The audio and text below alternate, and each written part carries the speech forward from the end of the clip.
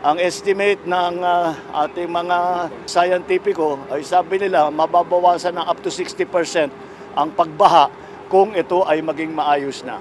Kaya kung titignan nyo yung mapa, nandyan maliwanag kung saan yung mga problem areas, kung saan uunahin.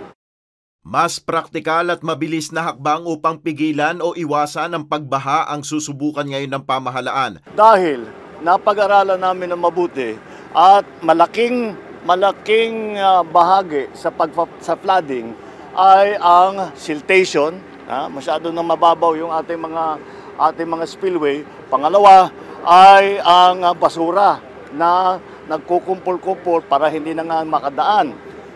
So, ang una natin kailangan gawin ay linisin lahat ng mga estero, lahat ng mga spillway, lahat ng ganito upang maging mas malalim yung ating pagdadaanan ng tubig, isa.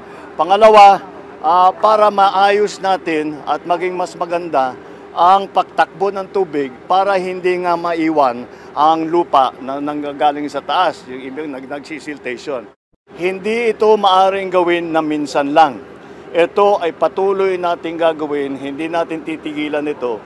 Kasama na ito sa MOOE ng DPWH, maintenance na kailangan nilang gawin every year.